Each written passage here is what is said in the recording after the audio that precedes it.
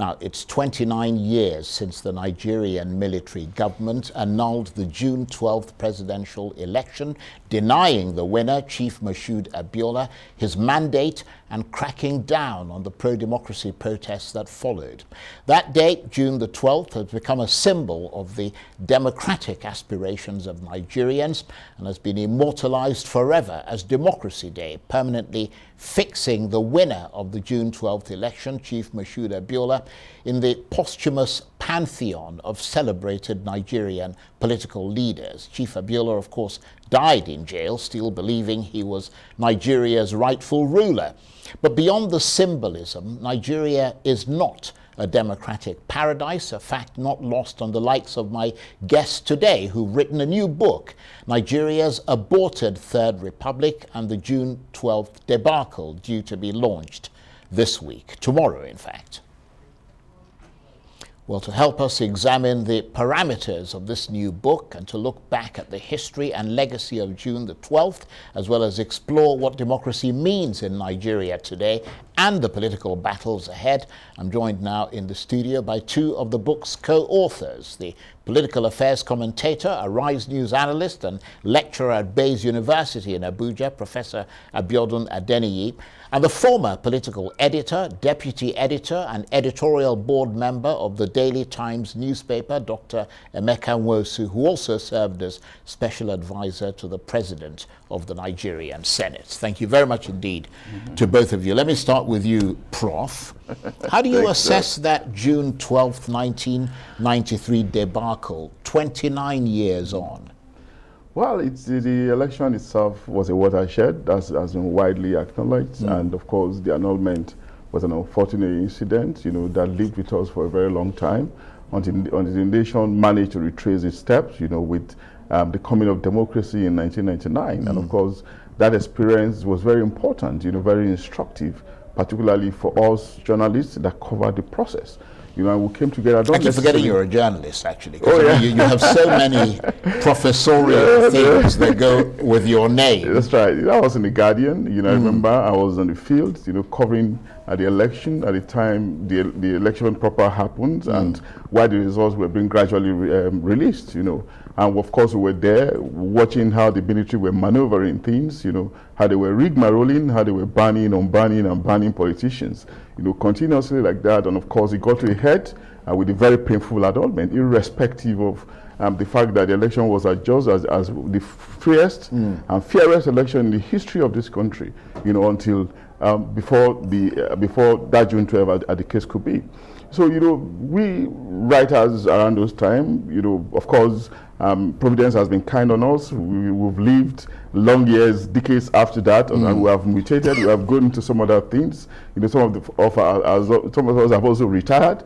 But of course, coming together through the instrumentality of the social media, particularly the WhatsApp, we just thought in the process of interaction that it was okay for us. It would not be a bad idea if we could put our experiences together. Coming from two binary. First, from my experience practically on the field, and second, from my experience again as observers of the evolution of the Nigerian political experience. So that came together, and of course, over time, we had a collector's item with colleagues working internally and externally. Some of them are members of the Nigerians in diaspora, and of course, a lot more are here. So put those thoughts together, edited by a couple of us, and of course, we are having this compendium, which we think it's like a documentation of what transpired around that time, and could be instructive for those who want to engage with it, those who want to engage that process, to interpret the present and probably make projections into the future. So overall, I think it's a collector's item without necessarily sounding immodest, because we're having thoughts of different writers, very experienced writers, some of them relatively my seniors, some of them contemporaries, and some of them, who have gone into public administration, some of them into business and academic, and the academia, So it's a collector's item once again, and of course it's will launch tomorrow. We're going to come back and talk a bit about the book, but Dr. Nwosu, I want to, because Professor Abiodun made a very interesting point there about the banning and unbanning of politicians. Most people actually forget that. I seem to remember things like the new breed and the old breed, yeah, and so on, which is, in some ways, is what we're seeing today, where a lot of young people want a new breed of politicians. What's your assessment in that context of how far Nigeria has come since it returned to democracy in 1999, for example, in that direction? Yeah, thank you, Charles, for this privilege. Just like my colleague has stated here, basically, we came together as the key people, journalists, under the aegis of what we then called National Association of Political Correspondents, to the body, an umbrella body for all political journalists then in Nigeria in the 90s. And we saw this. If you recall, when Babangida came in, that should be around 1985. Yeah, he came in. Yeah. Initially, there was no transition program. I think it was after he constituted the political bureau, which was headed by Professor H.J. Koki, was when they now started reaching out to the country, or parts of the country. Eventually, the program was now instituted, leading to the appointment of a NEC commissioner then, a NEC chairman, that was a Professor Eme Awa. And the first election that was done was under party basis. From there, we migrated to the party basis. Then the Babangida transition allowed politicians then to come up with their own political associations. Prior to that time, Eme Awa could not survive the politics. He was removed, and his student, Professor Nwosu, came into the picture. There and then, the signal was given for politicians that were banned before then to now begin to canvass for their political association. At the end of the day, we had about 13 political associations, but none met the requirements, in the eyes of the government of then. And they were fairly stringent requirements. Very stringent requirements. Yeah. I could recall, I think, about 13 of them, but even the 13, none made it. And that was what led to for the first time in the history of this country, government now set up two political parties, drafted manifestos for them, drafted constitutions for them, and then said they have banned all politicians. Initially, they gave them opportunity, but when they fell with the 13 political associations, they banned them, and a new set of people came on board. And then we now had the NRC SDP. That was how MK Abiola came into the picture, if you recall. We thought, those of us who were covering this, that based on what has happened, the experience we had with those politicians that were involved in the formation of those 13 political associations that were not registered, that will make progress. And indeed, we started making progress with option A4 that was encouraged and adopted under the supervision of Professor Nwosu. And we thought Nigeria actually was heading somewhere in terms of a new lease of life, in terms of a new democratic practice, but we saw what happened with annulment. So if you ask me, the banning and unbanning, have we really learned anything? I don't think so, because if you look at the content and character of our politics today, not much has really happened. Even now it has, the influence of money in politics has been becoming more pronounced. And even what happened at that time, it was not really pronounced. Those of us that covered the politics were just during the presidential primaries that brought Abiola into that gave him the ticket of the SDP. And similar thing happened with Bashir Tofa in Port Harcourt. But at the end of it all, if you go through this book, what we have found that it was obvious there was no real intention to really transmute into a civilian democracy. Actually, I think there was an agenda, really. It was never going to happen, basically. That's the impression a lot of people have. Professor... So this is a capture. Right. Professor Adeniyi, how much did all that have an impact on the Nigeria of today? Because I noticed that Segun Adeniyi wrote the foreword, the introduction, and of course Segun was the former spokesman, presidential spokesman, a brilliant writer, by the way. I mean, I love his articles in the newspaper. He's also the chairman of the editorial board, I think, of this day newspapers. But how much did all that have an impact on Nigeria today? Because he's saying that it is responsible for Nigeria's present dilemma to some extent. Yeah.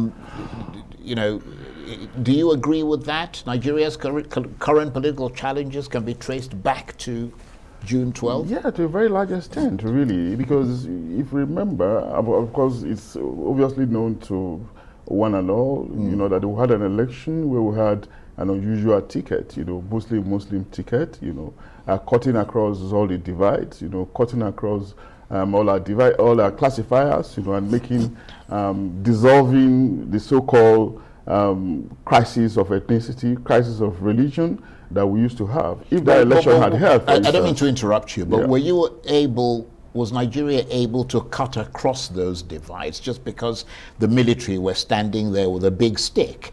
Following up on what he said. Not necessarily. I think the personalities involved then, you know, mattered a lot, played a major role. Right. You know, we had a presidential candidate of the SDP, you know, who was cosmopolitan, very, very exposed. He was pan-Nigeria in his disposition, in his business, in his politics, you know, in his economics.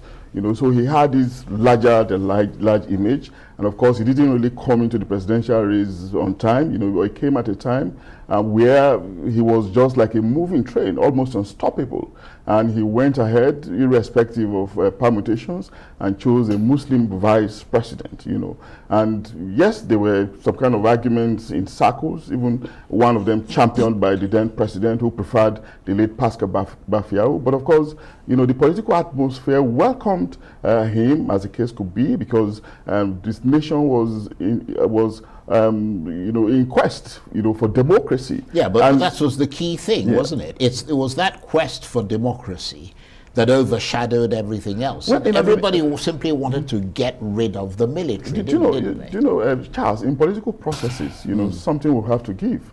And one thing or the one variable will determine the trend of event, as the case could be. So in that situation, there was a need to get the military out of the way. They have stayed for too long, and unfortunately, they had to stay for a long more time, you know, which increased that quest again, and of course, stressed the system. There was tension, there was so much contention around the corner, until we had a gracious military man, so to say, you know, who was committed to democracy. I mean, that person, Abdul Salam, irrespective of his own imperfections, you know, and delivered democracy. And we're now going through it now, which is why we can commend our democracy in the terms of longevity, but maybe in terms of content and character, there are still questions to answer. But do not forget that the stress that we went through those period, you know, partly caused by the June 12th crisis, you know, is probably a reason, a shock, you know, a reason why we are all, you know, still welcoming of democracy now, despite the imperfections we are witnessing now. We are still welcoming democracy. We are still receptive to it. We still test for it, where even if we have not seen it fully, we still desire it continues. We do not want any form of interaction, because we have suffered too long in an atmosphere of unfreedom. Right, but a lot of people would argue, by the military regime. Right, a lot of people would argue, Dr. Nwosu, that Nigerians are still suffering. In fact, suffering arguably more today than they did then. I mean, some have suggested that the coming of democracy has changed nothing in Nigeria. It's only made things worse. And do you agree or disagree with that statement, or are you somewhere in between?